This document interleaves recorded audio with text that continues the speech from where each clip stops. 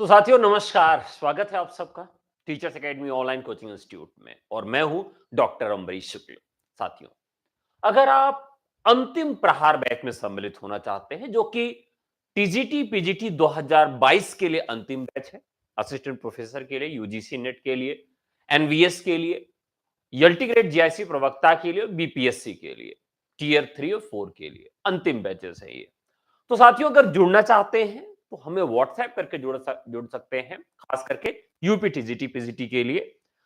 आप हमें व्हाट्सएप करें हमारे नंबर पर। हमारा नंबर है 9628 95 92 37। तो यूपी टीजीटी पीजीटी 2022 के लिए अंतिम बैच है, इसलिए इसको हमने नाम दिया है अंतिम प्रहार बैच।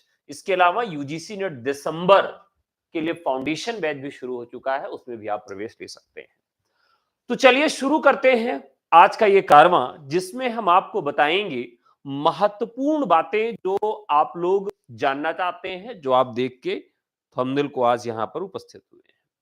तो जितने लोग भी हैं वो कृपया वीडियो को लाइक कर दें, क्योंकि वीडियो बहुत ही महत्वपूर्ण होने वाला है। क्योंकि आज हम चर्चा करने वाले हैं साथियों आपसे उन चैप्टर्स की जो अब आपको ध्यान में रख के पढ़ने हैं। ठीक है, सबसे पहला चैप्टर कौन सा है? अगर हम पूरा पूरा जो हमारा पाठ्यक्रम है, अगर इसको 3 भागों में बांट लें, तब थोड़ा-सी आसानी हो जाएगी। 3 भागों में अगर बांटेंगे तो क्या हो जाएगा? चलिए बांटते हैं। तो सबसे पहला हमारा हो जाएगा हिंदी साहित्य। ठीक है? पहला हो गया हिंदी साहित्य, इसी में सब कुछ आ जाएगा। दूसरा हो जाएगा हिंदी व्याकरण। हिंदी व्याकरण। और तीसरा हमारा जो भाग आएगा संस्कृत साहित्य। संस्कृत साहित्य और संस्कृत व्याकरण। तो आप अगर पूरे हिंदी साहित्य के इतिहास को विभाजित कर रहे हैं साथियों, तो ये पोर्शन जो हैं वो आपको कवर करने हैं। ये मतलब बड़े 3 पोर्शन है: हिंदी साहित्य का इतिहास, हिंदी व्याकरण और संस्कृत साहित्य और संस्कृत व्याकरण। ये 3 चीजें ऐसी हैं जो पूरे पाठ्यक्रम को 3 भागों में विभाजित कर देती हैं। तो सबसे ज्यादा प्रश्न कहां से पूछा जाएगा, सबसे बड़ी भूमिका किस चैप्टर की है, इस पर हम बात करने वाले हैं। हिंदी साहित्य से कितने प्रश्न पूछे जाएंगे? तो हिंदी साहित्य से लगभग 60 से 70 प्रश्न होंगे, सब मिलाकर अधिकतम। ठीक है, 60 से 70 प्रश्न होंगे।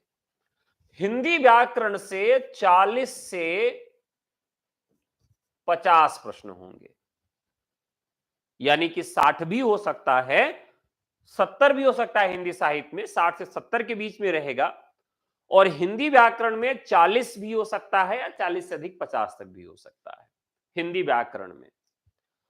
संस्कृत साहित्य और संस्कृत व्याकरण में कितना रहेगा?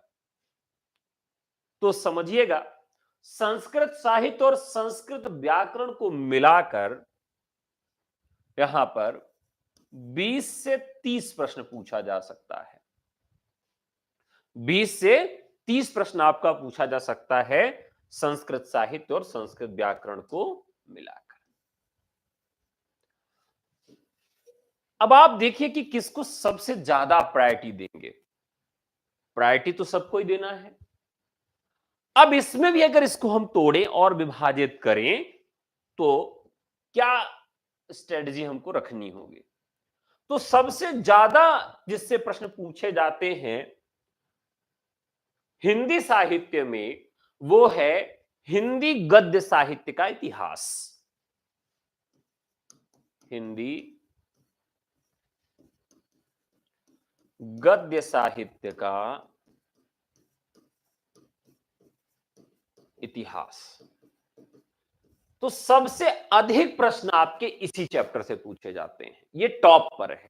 पूरे आपके हिंदी के पेपर में सबसे ज्यादा प्रश्न हिंदी गद्य साहित्य का इतिहास से पूछा जाता है। अब इसमें जो है गद्य की विधाएं और गद्य से इतर अन्य गद्य विधाएं दोनों सम्मिलित हैं। और इसमें अन्य गद्य विधाएं जो हैं, इसमें गद्य और अन्य गद्य,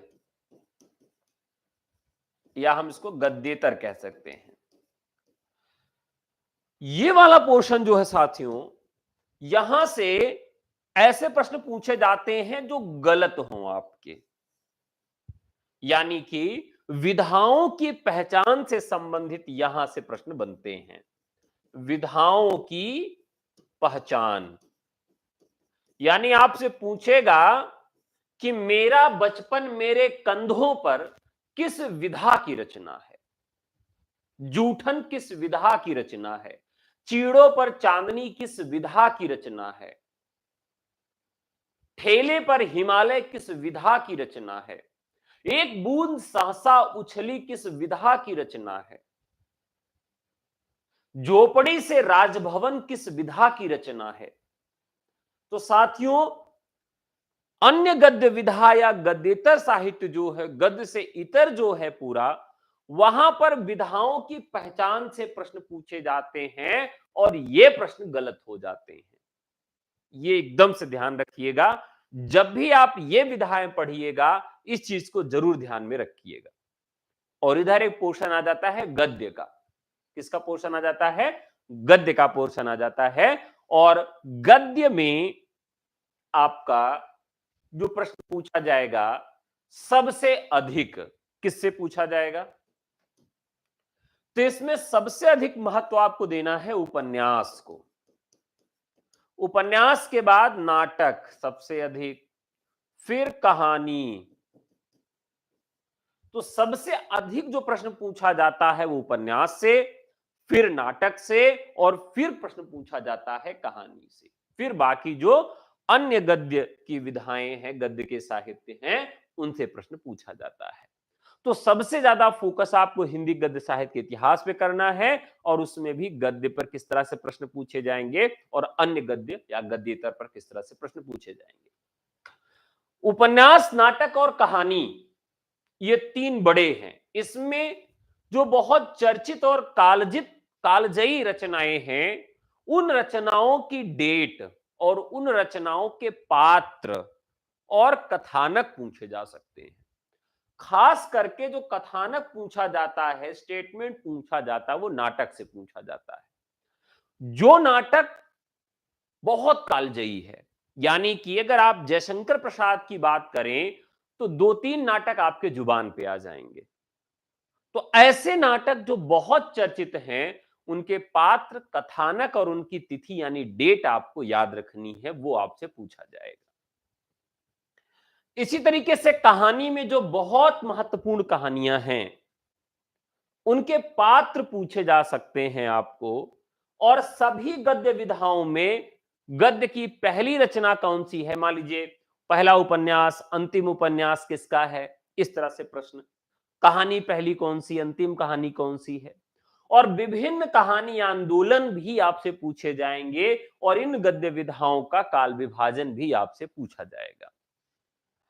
अभी आपको मैं बता रहा हूं कि जो पैटर्न है, अब इसमें क्या परिवर्तन हो रहा है उस पर भी चर्चा करेंगे। ठीक है, तो ये सबसे अधिक प्रश्न इस चैप्टर से, इस टॉपिक से पूछा जाता है हिंदी गद्य साहित्य का इतिहास से। जो दूसरे नंबर पर रैंक करता है, जिससे सबसे अधिक प्रश्न पूछे जाते हैं दूसरे स्थान पे, वो है आपका पोर्शन साथियों हिंदी व्याकरण। ध्यान रखिएगा। इसके बाद अगर किसी से सबसे ज्यादा प्रश्न पूछा जाता है नंबर ऑफ क्वेश्चंस की दृष्टि से, तो वो हिंदी व्याकरण है। हिंदी व्याकरण में जो चीजें आपको ज्यादा परेशान करने वाली हैं, वो आपको परेशान करेगा क्या? अलंकार। अलंकार आपको सबसे ज्यादा परेशान करेगा, क्योंकि यहां पर नवीन अलंकार पूछे जाएंगे। जो आपके यहां सिलेबस में अलंकार दिए हैं उतना ही नहीं पूछा जाएगा, उसके अतिरिक्त भी अलंकार आपसे पूछे जाएंगे, और इसी से आप घबरा जाएंगे। अभी तक क्या था कि एकदम पारंपरिक प्रश्न पूछे जाते थे, लेकिन अब वो प्रश्न नहीं पूछे जाएंगे। अब इस तरह के प्रश्न पूछे जाएंगे जो प्रश्न आपके सिलेबस में अलंकार में नहीं दिए, वहां से भी प्रश्न पूछे जाएंगे। तो अलंकार से प्रश्न सबसे अधिक पूछा जाएगा।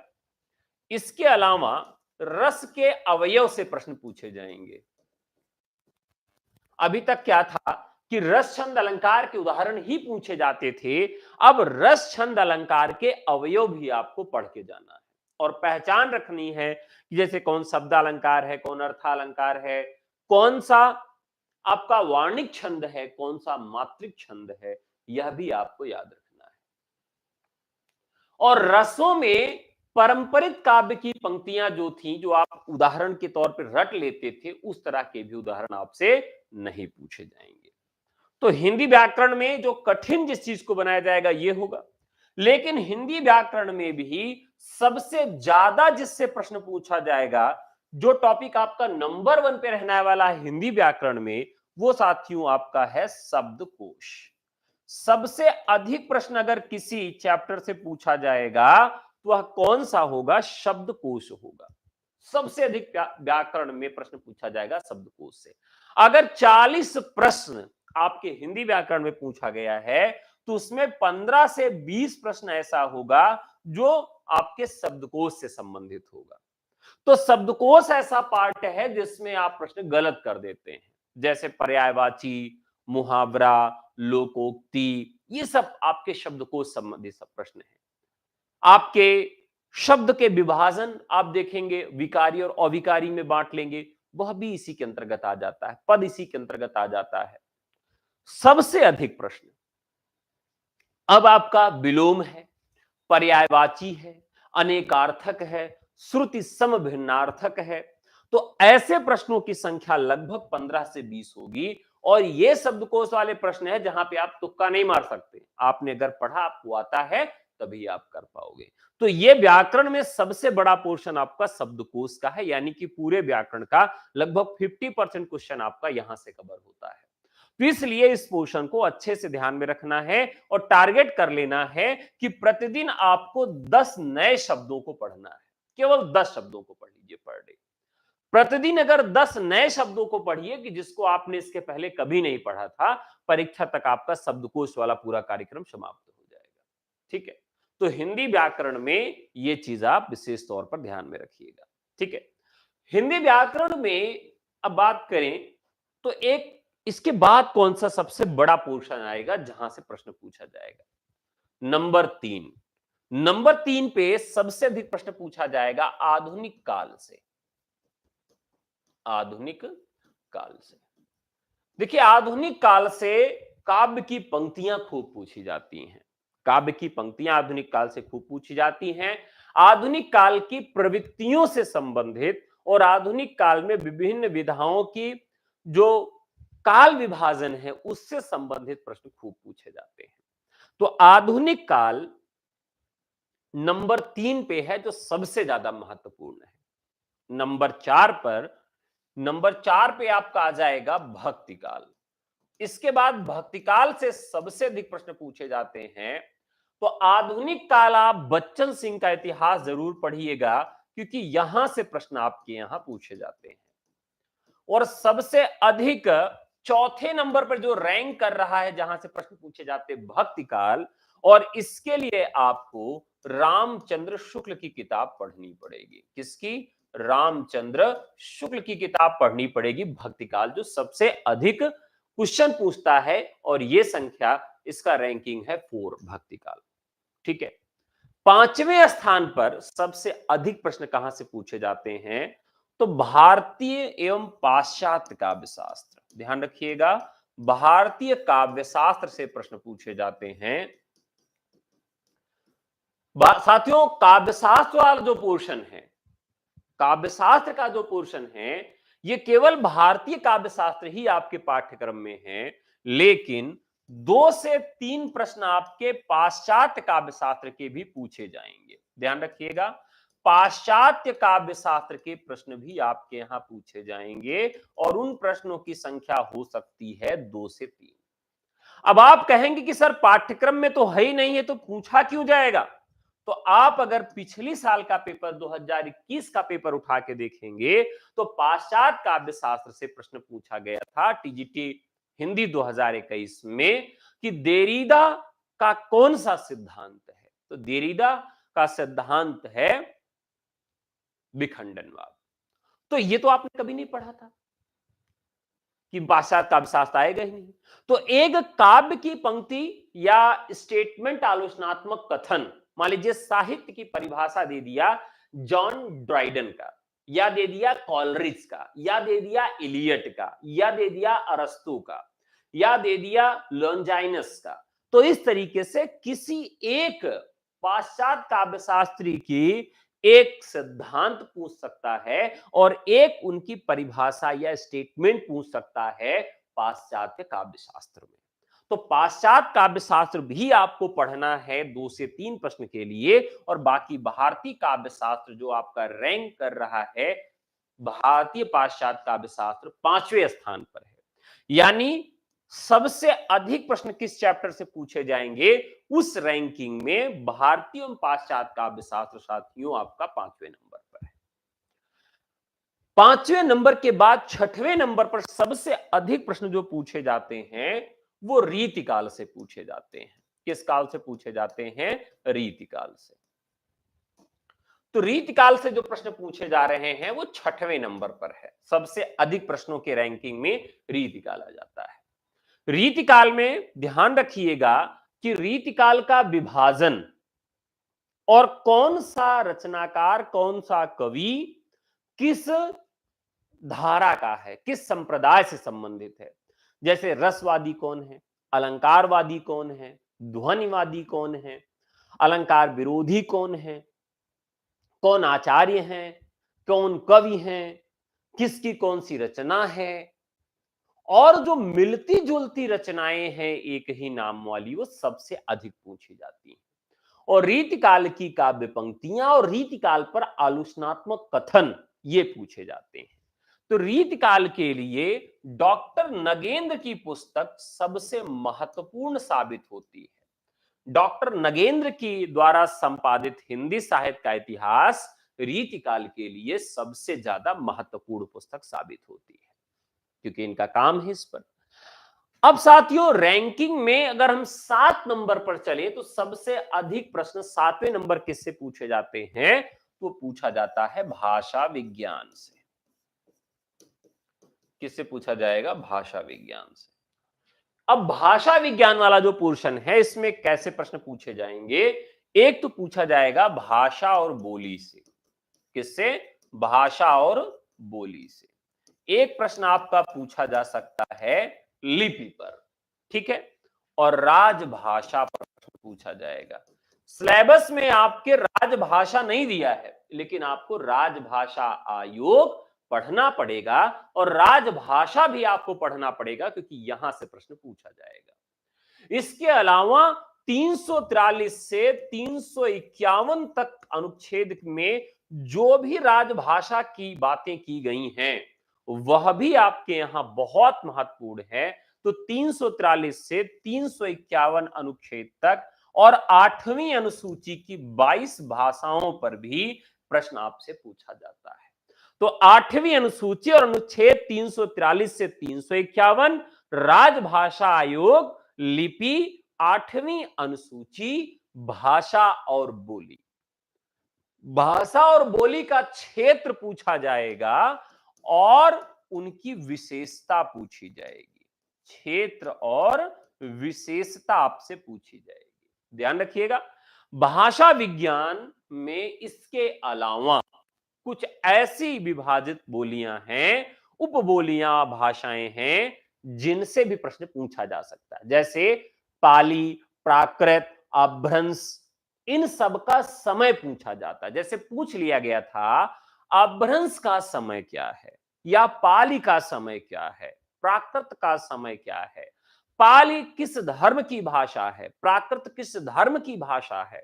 तो इस तरह के प्रश्न भी साथियों आपसे पूछे जा सकते हैं भाषा विज्ञान के अंतर्गत। बाकी भाषा और बोली की विशेषताएं भी आपसे पूछी जा सकती हैं। तो सबसे अधिक प्रश्न पूछे जाने के श्रेणी में भाषा विज्ञान को रैंक मिली है 7वें नंबर पर है ये सबसे अधिक प्रश्न पूछे जाने में। भाषा विज्ञान के बाद जो प्रश्न पूछे जाते हैं वो 8वें नंबर पर आपका मिलता है आदिकाल। सबसे ज्यादा प्रश्न पूछे जाने की श्रेणी में 8वें नंबर पर आता है आदिकाल। आदिकाल से आदिकाल के लिए आप किसकी पुस्तक पढ़ेंगे? तो हजारी प्रसाद द्विवेदी की पुस्तक पढ़ेंगे। किसकी पढ़ेंगे?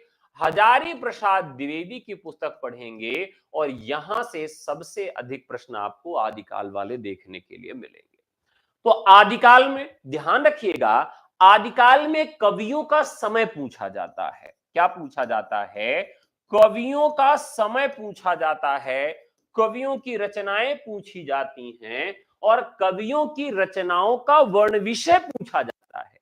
जैसे पिछली बार आपने देखा था कि पूछ लिया गया था कि कौन सी रचना पूछा था जिसमें याद नहीं आ रहा है, आप बताइएगा। कलचुरी शायद पूछा गया, कलचुरी की राजवंश की नायिकाओं का वर्णन किस ग्रंथ में है? तो आदिकाल की रचनाओं का वर्ण विषय, आदिकाल के कवियों का समय और आदिकाल का काल विभाजन, यह भी आपसे पूछा जा सकता है। और आदिकाल की प्रवृत्तियां, यह प्रश्न आपके पूछे जा सकते हैं आदिकाल से और ये आपकी रैंकिंग में है 8वें स्थान। 9वें स्थान पर जो सबसे अधिक प्रश्न पूछे जाते हैं वो पूछा जाएगा आपका संस्कृत व्याकरण से। ठीक है, 9वें नंबर पर रैंकिंग पर है संस्कृत व्याकरण, जिससे प्रश्न आपके पूछे जाएंगे। ठीक है, संस्कृत व्याकरण में उतने ही प्रश्न पूछे जाते हैं जितना आपके सिलेबस में है, तो अधिक प्रश्न नहीं पूछा जाएगा। 10वें स्थान पर जो रैंक कर रहा है, 10वें स्थान पर वो है आपका विविध। विविध विविध ऐसा पार्ट है जो आपके यहां सिलेबस में नहीं है। विविध एक ऐसा पार्ट है जो आपके यहां सिलेबस में नहीं, फिर भी इससे प्रश्न पूछा जाएगा। जैसे हिंदी आलोचना, हिंदी आलोचना 2021 का पेपर क्यों कठिन हुआ? इसी पोर्शन की वजह से कठिन हुआ क्योंकि यह सिलेबस में नहीं है। हिंदी आलोचना, काव्य पंक्तियां, काव्य पंक्तियां, जो काव्य की पंक्तियां हैं, इनकी वजह से पूरा पेपर कठिन हो जाता है। रचनाओं की तिथि, रचनाओं की तिथि, यह भी पोर्शन आपका पेपर को कठिन बना देता है।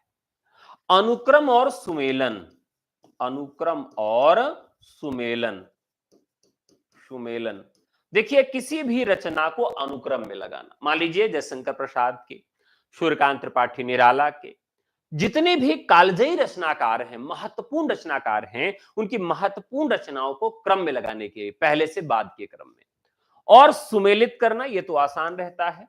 सुमेलन वाले प्रश्न भी यहां पर पूछे जाते हैं। और इसी के तरीके से स्थापना और तर्क, स्थापना और तर्क, ये पूरे चैप्टर से प्रश्न पूछे जा सकते हैं, किसी साहित्य से ही नहीं। और स्थापना तर्क के अलावा प्रवृत्तियों पर जो आधारित प्रश्न है, प्रवृत्तियों पर जो आधारित प्रश्न है, वह भी आपके विविध में आता है। और सबसे अधिक प्रश्न पूछे जाने वाली श्रेणी में इसकी रैंकिंग है 10। तो 10वें रैंकिंग में सबसे अधिक प्रश्न यहां से पूछा जाता है। पेपर आसान बनेगा, पेपर कठिन बनेगा, इसका निर्णय कौन करता है? यह 10वां करता है, यानी कि विविध करता है। अब विविध के बाद 11वें नंबर पर साथियों कौन रैंक कर रहा है? 11वें नंबर पर तो यहां पर एक और चीज ध्यान रखना है, संस्कृत साहित्य का। किसका ध्यान रखना है? संस्कृत साहित्य का ध्यान रखना है, जो सबसे अधिक प्रश्न पूछे जाने की श्रेणी में आता है। 11वें स्थान पर क्या आता है? संस्कृत साहित्य। संस्कृत साहित्य में टीजीटी में थोड़े से कम रचनाकार हैं और पीजीटी में थोड़े से अधिक रचनाकार हैं, बस यही अंतर है, बाकी दोनों में कोई अंतर देखने के लिए नहीं मिलता है।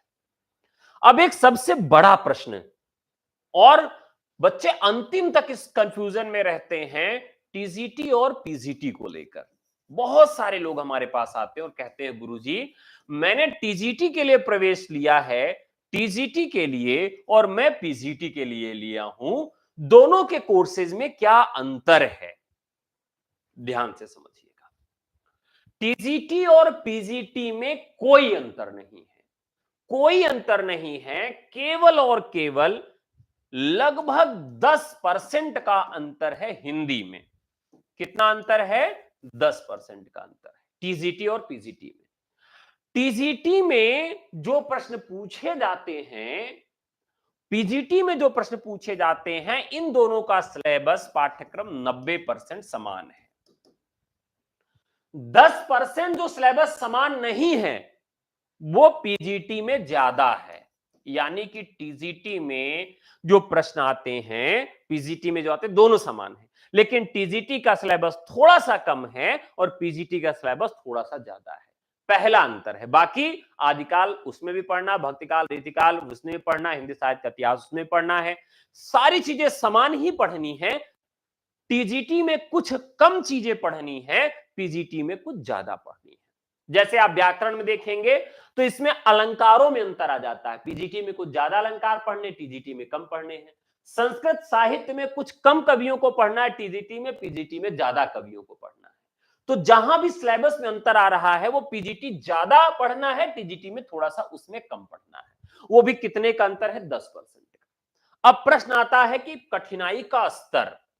तो 2021 में आपने देख लिया कि टीजीटी का स्तर सदैव कठिन होगा और पीजीटी का स्तर जो होगा आसान होगा। इसके पीछे का कारण यह है कि इसमें साक्षात्कार होना है और इसमें साक्षात्कार नहीं होना है।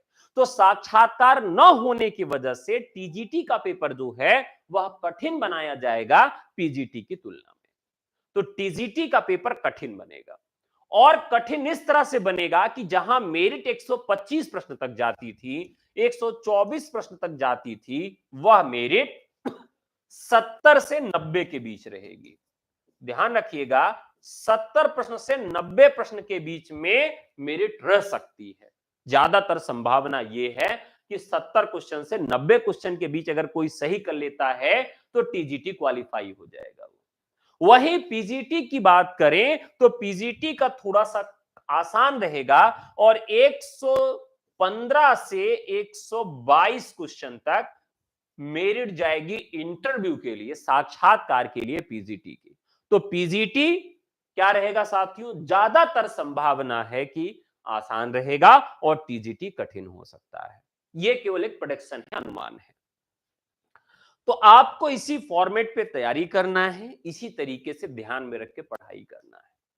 ठीक है, सभी चैप्टर्स के लिए अलग अलग बुक, अलग अलग स्टडी मटेरियल मैंने आपको बता दिया है और किसी एक किताब और एक गाइड को पढ़ के आपका चयन नहीं हो सकता है। आपको प्रॉपर स्टडी करना पड़ेगा, पूरा तैयारी करना पड़ेगा, तब जाके चयन होगा। क्योंकि एक विषय में, हिंदी में लगभग 1 लाख लोग फॉर्म भरते हैं और 300 से 400 सीटें होती हैं। तो आपको इतने लोगों से फाइट करना है, तो वही स्रोत जो सब पढ़ रहे हैं उसको पढ़ने से आपका चयन नहीं होगा। क्योंकि सब लोग 1-2 नोट्स या गाइड पढ़ लेते हैं, फॉर्मेलिटी करते हैं। तो आपको कम से कम 6 घंटे का अध्ययन, अच्छी किताबें, अच्छी नोट्स और अच्छा मार्गदर्शन लेना होगा, तब जाके चयन होगा। और अगर आप सेल्फ स्टडी करते हैं तो आपको 1 से 2 साल का समय लगेगा इन सारी चीजों को समझने में, नोट्स बनाने में, बुक्स को पढ़ने में।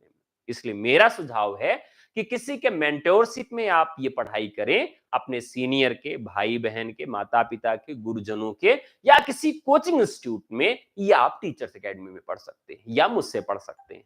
ये चॉइस आपकी है, लेकिन कम समय में अगर आप अधिक करना चाहते हैं, क्योंकि समय कम बचा हुआ है, इसलिए आप टीचर्स एकेडमी से पढ़ सकते हैं। आपके लिए अंतिम प्रहार बैच मैंने शुरू किया है टीजीटी पीजीटी के लिए।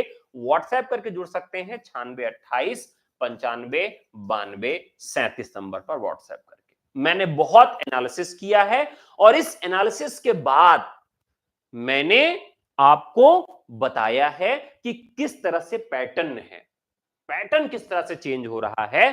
तो विविध वाला जो पोर्शन है उसमें पुरस्कार, पूछेगा, पत्र पत्रिकाओं की डेट पूछेगा, अनुक्रम पूछ लिया, सुमेलन पूछ लिया, स्थापना तर्क पूछ लिया, प्रवृत्तियां पूछ लिया, रचनाओं की तिथियां पूछ लिया, काव्य पंक्तियां पूछ लिया, हिंदी आलोचना पूछ लिया, पाश्चात्य काव्य शास्त्र पूछ लिया, तो आपका पेपर अपने आप कठिन हो जाता है। तो ये पोर्शन हैं जहां से अधिक प्रश्न पूछता है और जिसकी वजह से आपका पेपर कठिन हो जाता है।